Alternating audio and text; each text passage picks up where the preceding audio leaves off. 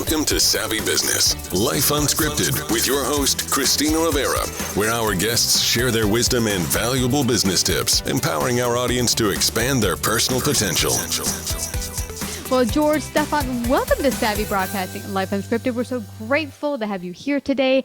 We're going to hit on an interesting topic, a very important topic that a lot of business owners maybe don't give as much credence or attention to, and that is how to leverage your social media presence online.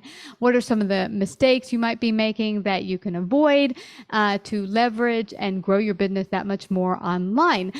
So you've had a lot of experience at that, being the managing partner at Watermelon Social. What even brought you to the world of branding and marketing and all of that?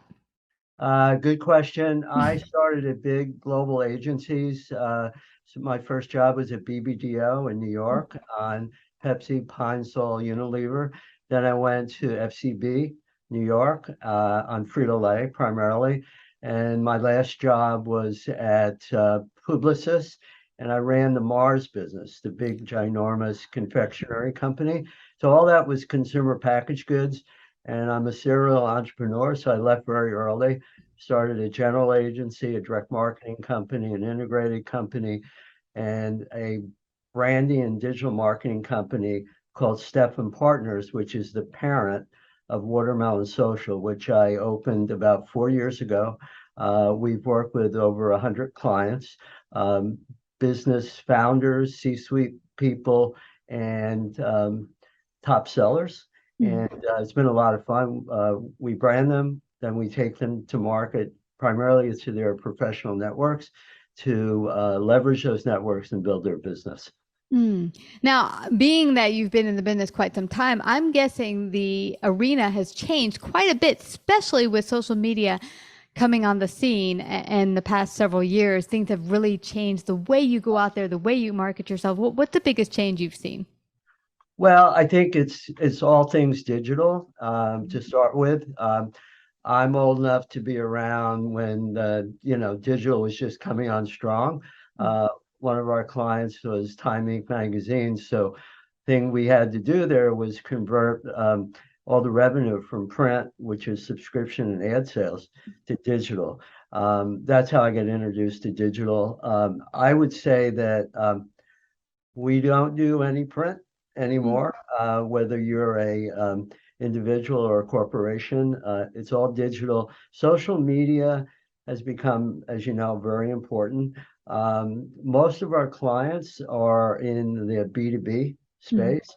So our primary social platform is LinkedIn. LinkedIn has grown tremendously, particularly since Microsoft acquired them. They have about 820 million members globally. So once we brand our clients, we make sure their presence is up correctly on LinkedIn, on their websites, and then we take them out to market with thought leadership content. That's interesting, because so much of the businesses I've talked to say to me, I don't really know how to get seen. Like, say you're a new business right out of the gate, you're like, how do I even begin to get seen? How do I begin to build that marketplace and find my clients in the digital arena? What would you tell them? Well, I would say, first off, most people that we work with are fairly senior, so they have pretty big networks. So two things. One is make sure that you have that you're on LinkedIn, that you optimize your profile, and that you build a LinkedIn network, quality and quantity. Secondly, you take those connections and put them into a database, because when we do the outreach, it's via primarily LinkedIn and email marketing. When you put the two together, you have a really good way of growing your business. LinkedIn gets you awareness, it gets you noticed, but the engagement really happens big time on the email marketing side. So whenever we do a post, we do a companion blast for our clients. And I don't know if you're old enough for this, Christina, but in the old days, it was called working your Rolodex. What we do essentially at Watermelon Social is work very hard the Rolodexes of our clients, and then we add to them. And we know that most of our business, Watermelon Social, our clients' business, comes from our collective networks. And that's the whole premise of Watermelon Social's promise. You know what's interesting? I recall, George, way back in the day during networking events, people would walk in the room and blast the room with, oh, here, take my card. Oh, yes, yes, yes. And not really kind of connect with people. You were talking about get on LinkedIn, build the connections, but make them quality connections. And the same goes with in person. It's not just a matter of just force yourself in front of people. Get with quality connections that you can assist with, where your business can actually make a difference in these businesses or people's lives, and make those real life connections with these people and businesses. Yeah, absolutely.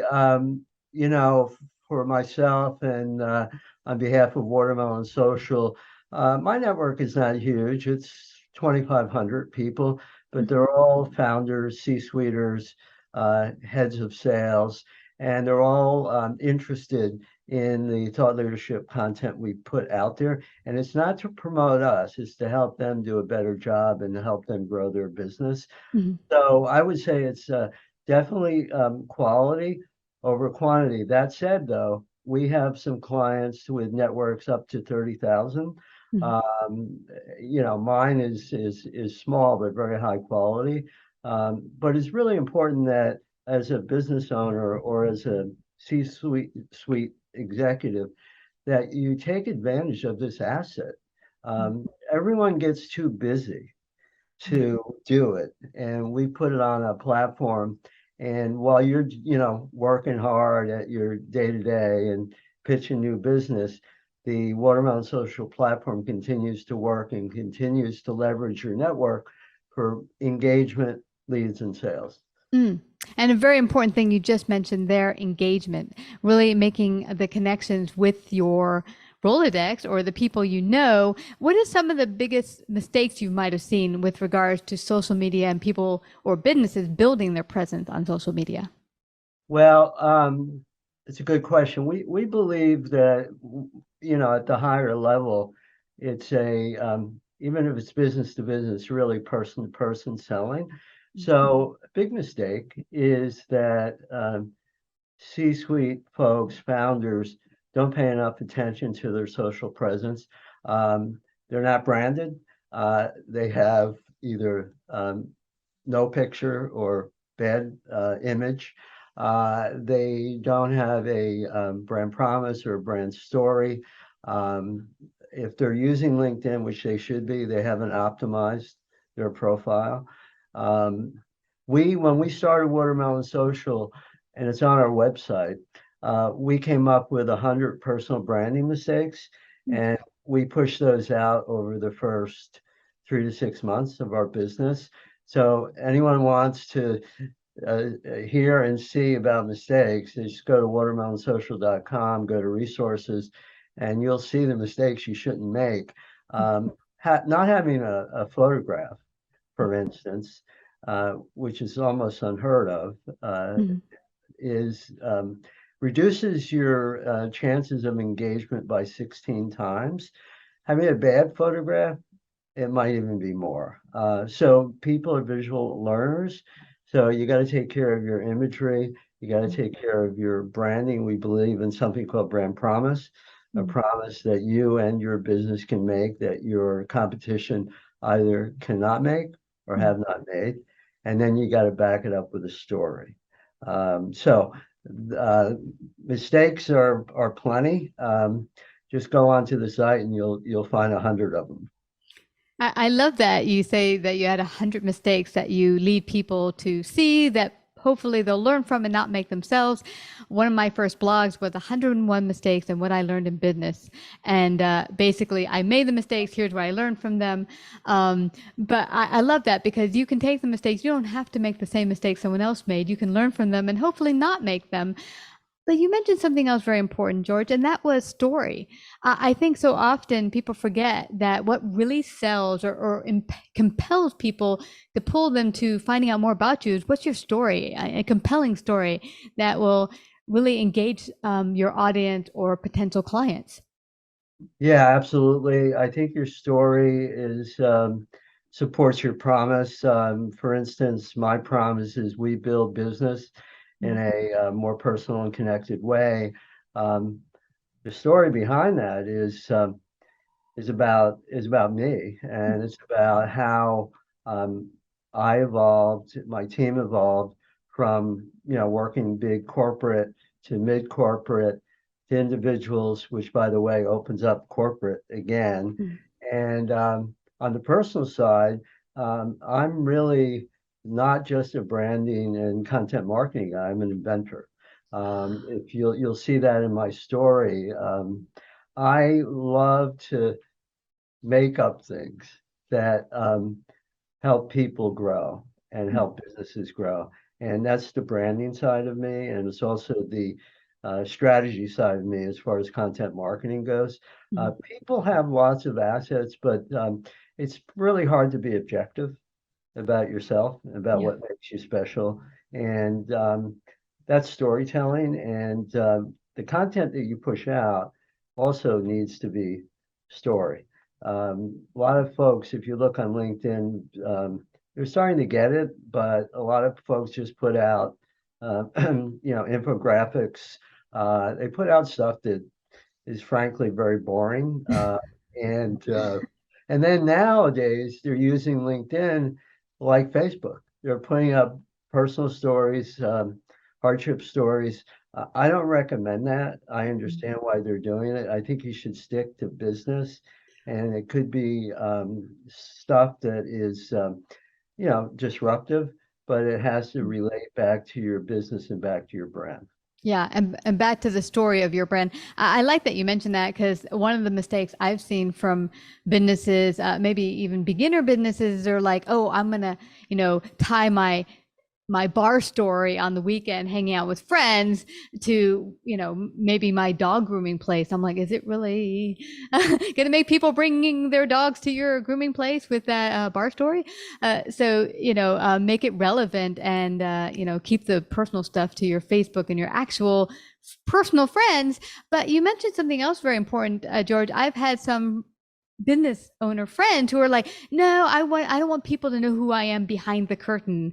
So they don't want to post personal photos of themselves.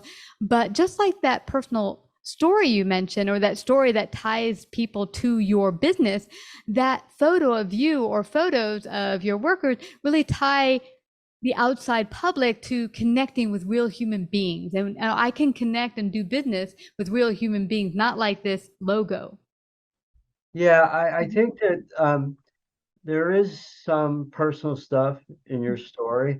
I would say 2/3 of my story supports my promise, and then there's a bit about I'm a single digit golfer. I'm a distance swimmer. I'm a mentor. I'm a big brother. I've taught at Parsons School of Design. Those are kind of personal things, but as you can tell based on what I just said, they kind of support me and indirectly support the brand. Yeah. I'm not going to go into, I love, working in the garden and trimming the trees. I don't think that's exactly relevant. It might be somewhat interesting, but not relevant. So Yeah. I do think you need something personal. It could come through imagery. It could come through a little bit of copy, but the bulk of what you do has to be very engaging, but it really has to come back to, once again, your brand and your business. Yeah. And before we end here, one last question. A new business owner is getting started and they're like, how do I begin to get in touch with what my brand even is? Where would you tell them to begin?